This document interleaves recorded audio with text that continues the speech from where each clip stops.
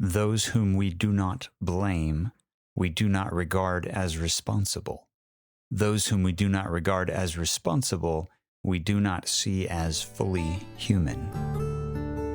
This is the Extreme Stewardship Podcast, where we explore anything and everything that gets us better at making things good and good at making things better. Right now, I'm interested in getting better at one thing, and that is knowing and accomplishing the commander's intent. Meaning, God has given us a mission, and I need to know what that mission is, why I'm doing it, and what the basic parameters are for how I'm going to get it done. And that means I need to get better at listening to his explanation of the mission and making sure I understand it. And that means, among other things, growing in my ability to read the Bible. The way we're going to get clarity on our commander's intent is to come to every biblical text with 5 kinds of questions: literary questions, historical questions, canonical questions, theological questions, and practical questions. Literary questions means questions about the kind of literature, the style of literature, the structure of the literature. Historical questions means questions about the historical moment in which the text was written, what's going on in the world at that time. Canonical questions means questions about how my text relates to other texts. Maybe my text quotes another part of the Bible, or maybe another part of the Bible quotes my text, that sort of thing. Theological questions means questions about who God is and what he's up to in my text. And practical questions means questions about where I fit into the story of which this text is a part. It's what my text says about what humans should or shouldn't be doing as God moves the world toward his end game. That's the commander's intent. The last 2 episodes have been about Genesis 1 and Genesis 2. It's all good there, right? Adam and Eve working and resting in God's creation, playing their amazing part in God's amazing story of moving all of creation forward. Those 2 chapters are some of the easiest chapters in the Bible to forget because they look so little like the world we wake up to every day. Psalm 8 says God put everything under our feet. Hebrews 2 says when we look around, we don't see it working out that way. So above everything else, Genesis 3 is where we bring our question, what went wrong? How and why did things go so badly? Literary questions first. It's a story, so I have questions about the story itself. The first literary question is pretty much always going to be, how does this part of the story connect to the previous part of the story? I notice a lot of connections between Genesis 1 and 2 and Genesis 3. Adam and Eve are unashamedly naked in Genesis 2, and they're hiding in the bushes in Genesis 3. Adam thanks God for Eve in Genesis 2 and blames God for Eve in Genesis 3. In Genesis 1, humans have 2 jobs, steward creation and have kids so they can steward creation. Genesis 3:16 and 17 tells us that both of those jobs just got a lot harder. It's going to be a pain for Adam to produce anything from the ground, and it's going to be a pain for Eve to give birth to those other little image bearers. But notice, the job hasn't changed. The mission hasn't changed. It's just going to be harder. Work was good. Work still is good. Work still is necessary, but work isn't always going to work. Every relational dynamic in Genesis 1 and 2 is messed up. Adam and Eve with God, broken. Adam with the land, broken. Adam and Eve with the animals, broken. Adam and Eve with each other, broken. That's maybe the core literary thing going on here, that everything good about the way God set things up is now skewed by disobedience and is going to stay that way for the foreseeable future. After that main point, though, I still have a lot of questions, literary questions, about Genesis 3 itself. And it turns out that the text doesn't want to answer most of them. Like, how long were Adam and Eve in the garden before they messed everything up? How big was the garden? Why did God let the snake into the garden in the first place? How could Adam and Eve, who were apparently sinless up to this point, be so easily tricked into eating the fruit when they knew full well they weren't supposed to? Why did Eve misquote what God had told Adam about not eating from the tree of the knowledge of good and evil? It's so many questions, and the story itself doesn't supply answers to any of them. Now, that might be important. The fact that this story is so abrupt, so brief, so void of answers to so many obvious questions. Quick pause here to tell you about a couple of things we have going on besides this podcast.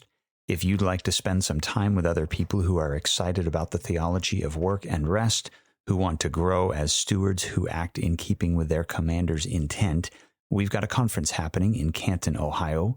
It's called the Good Work Conference. It's on September 28th, and there's a link to the conference website in the show notes of this episode. We also have something called Kibbe Consulting, where we do organizational leadership development. There's a link for that in the show notes as well. You might have heard of Dietrich Bonhoeffer. He's the Lutheran pastor who is part of the underground church in Nazi Germany and ended up being killed by Hitler just before the end of the war. You might have heard of his books, Life Together and The Cost of Discipleship. If you haven't read them, you should. They're awesome. But Bonhoeffer also wrote a book on Genesis 1 through 3 called Creation and Fall. And in that book, he suggests that the main reason Genesis 3 doesn't answer any of the questions about how this happened, I mean, questions about why the snake was allowed in, what initially prompted Eve to be so temptable, the questions that naturally arise for us about the underlying causes of the whole mess. Bonhoeffer says the reason Genesis 3 ignores all these questions is that the questions themselves are symptomatic of our tendency to look for fault in the cause. We look back down the causal chain so that we can find the right place to land all the blame. This is what Adam and Eve do in Genesis 3, right? God comes to Adam and says, "What the heck, Adam?" And Adam says, "The woman made me do it." God comes to the woman, Eve, and says, "What the heck, Eve?" And Eve says, "The snake made me do it." Back farther and farther we could go, but the end of this game is actually in Adam's initial answer. He says to God, "This is the fault of the woman you put here. That's the problem." In other words, God, you are the problem. Trace the causality back far enough, and you'll find God. So if you're going to send blame down that way, just go ahead and blame God and be done with it. The problem with this kind of thinking is that Adam and Eve have reduced their own role in the situation to simply being causal links. They have voided themselves of agency. They are no longer personal beings made in God's image who have decision-making ability.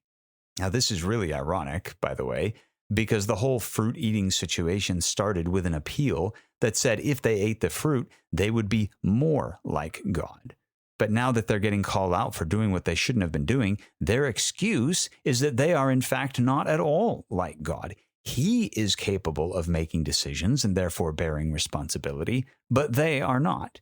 And the truth of the matter is that they were already like God in the sense that they have the dignity of making decisions and being responsible for those decisions. This, Bonhoeffer says, this is why the story doesn't trace the causal chain back. Because it is precisely the human tendency to load the burden of guilt onto that chain instead of recognizing our own individual culpability for our actions. If I can explain how my rotten behavior is rooted in my parents, my environment, my education, whatever, I could make that rotten behavior their fault instead of mine. I know I'm jumping ahead a little into the practical questions, but this is just too good to smile and nod and move on. So let me say this first. Nature and nurture matter. There's an awful lot about me that wasn't my decision. My genetics, my upbringing, my personality, my parents, my siblings, all that. I didn't choose any of those things. The Bible acknowledges this. There's a significant literary theme in biblical stories where a father does something stupid or sinful, and not long after, the son of that father does the exact same thing. Easy example, Genesis 20. Abraham goes down to the southwest part of what would later become Israel, but he's afraid that Abimelech, the local king, will kill him so he can take Sarah, his wife. So Abraham lies and passes her off as his sister, so they can still do whatever they want with her, but won't hurt him. Nice, right? In Genesis 26, Abraham's son Isaac goes down to the same area and tells the same lie for the same reason to the same king, Abimelech. And the point is that the sins of the fathers are passed down to the children. We are like our parents. If my kids ever listen to this, well, I'm sorry. That's just how it is. The Bible is not naive about the pressures toward us becoming like our parents or being influenced by our parents or being products to some degree of our environments. That's all true. But the Bible also identifies us as volitional beings. That means we have not only intellects and emotions, but also wills. And this is not about the deeper philosophical questions of libertarian and compatibilist free will and all that. Genesis 3 isn't trying to have that conversation. It's just pointing out that if we are made in God's image, we do have the ability to make decisions beyond our circumstances, and it is for those decisions, not those circumstances, that God holds us accountable. This is a good thing, by the way. Cornelius Plantinga says it like this: those whom we do not blame, we do not regard as responsible. Those whom we do not regard as responsible, we do not see as fully human. See the problem? Evade responsibility for our actions, and we offer ourselves up as something less than human. Now, God, thankfully, thinks far more highly of us than that. So maybe your childhood was awesome, and maybe it wasn't. Maybe your job is perfectly aligned with your personality, and maybe it isn't. Maybe you're in your 70-30. Maybe you aren't. Look, some people get dealt a better hand than others. Some people have bigger mountains to climb than others. True. And there is value in being aware of those dynamics, not because it means you have an excuse not to do your part, but because you get clarity on what your part is. Your part is to overcome those things. Your part is to climb that mountain. And it's pretty helpful when you go mountain climbing to know what sort of mountain it is that you're about to climb. Now, for example, I know I'm a conflict avoider, like my dad is a conflict avoider. So that's not an excuse for me to avoid conflict. That's a clarifying reason to work even harder at entering into conflict when necessary. I got bullied when I was a kid. So that's not an excuse to bully adults now that I can. It's a clarifying reason to acknowledge that I really hate bullying, and I'm going to work harder to make sure it doesn't happen. Now, take personality assessments and that sort of thing. I have a working frustration in tenacity. So that doesn't mean I don't have to finish the job. It means I have to work harder than some people to finish the job, or I have to make adjustments that not everyone has to make in order to ensure that the job gets finished. My point is this: self-awareness when it comes to nature and nurture can be helpful if it clarifies for me what obstacles I'm going to overcome. It's not helpful when I start using those things as excuses for why I'm not doing what I should be doing, because ultimately what matters is the decision we make in the moment to stay within our commander's intent or not. Genesis 3 is telling us that the decision to complete the mission or not is ours, and when we fail, there's no room for making it someone else's fault.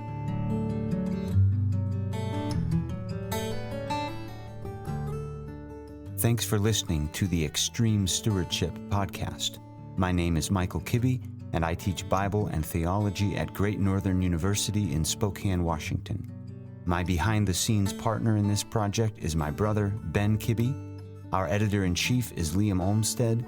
Art comes from Leah Leanhoutz, and of course, music is provided by Dave Murray of Daradoon Guitars. If this series has been helpful or challenging to you, or if you've got a story about extreme stewardship that you'd be willing to share, shoot us an email, extremestewards@gmail.com. We would love to hear from you. You are, of course, welcome to like and subscribe and tell your friends and all that. What we really care about is that you have gotten better at making things good and good at making things better.